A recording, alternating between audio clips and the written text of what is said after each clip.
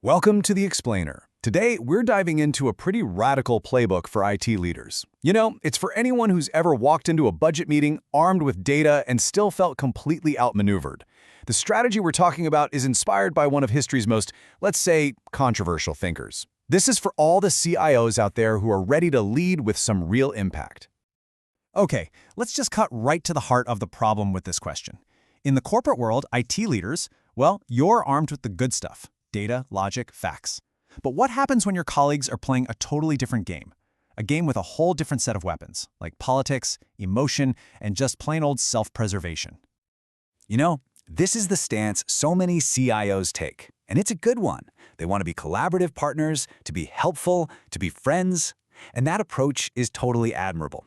It works great until it doesn't. Because the second budgets get tight or a project goes a little sideways, that friendly little ecosystem can turn hostile, and it can turn hostile fast. So let's really dig into this dynamic. Why is it that the traditional, totally reasonable CIO so often loses these corporate battles, no matter how solid their data is? Look, CIOs live and breathe data. They trust evidence-based decisions, and that's a huge strength when you're managing complex systems.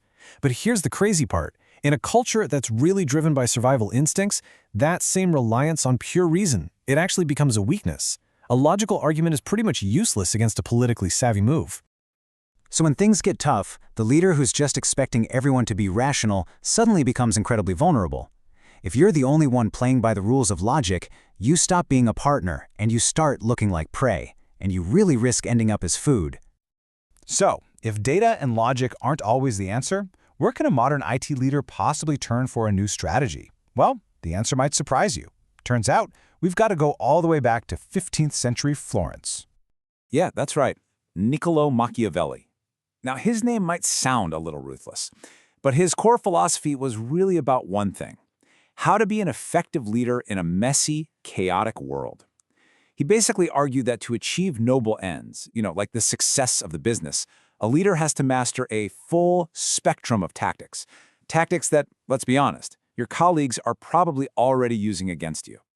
And this really gets to the core of his whole idea.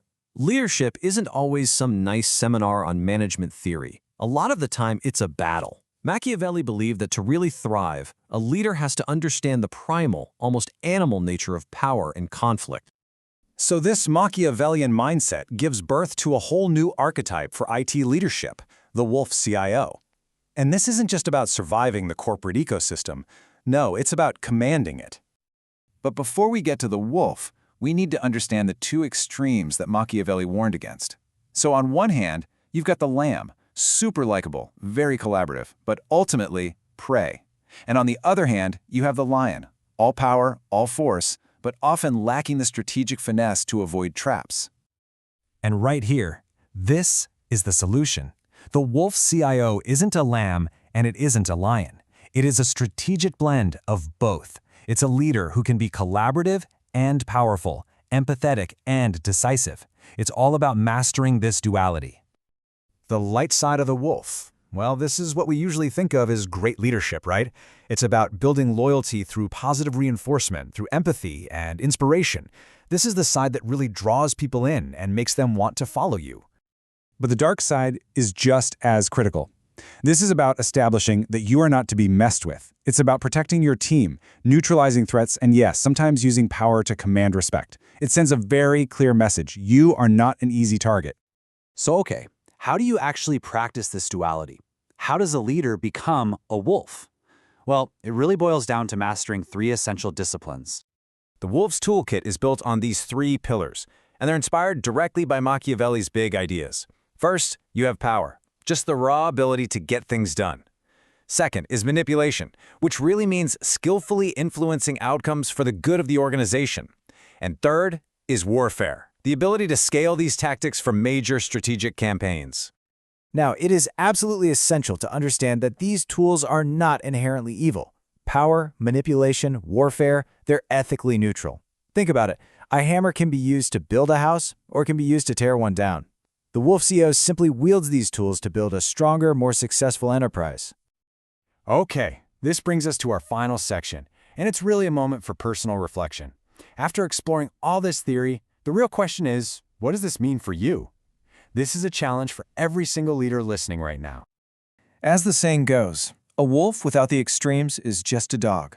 A leader who shies away from this duality, who is unwilling to be both inspirational and, when necessary, formidable, can never be a true wolf. They just become domesticated, safe, sure, but ultimately powerless. And here's the real psychological payoff. Once you demonstrate that you are capable of operating at both of these extremes, you'll find you have to do it less and less often. The perception of your strength, your reputation as a wolf, that becomes your single most powerful asset. So we'll leave you with this one final thought. Take a good, hard look at your own leadership style and the corporate jungle that you operate in. To not just survive, but to truly thrive. What animal are you right now? And maybe more importantly, what animal do you need to become?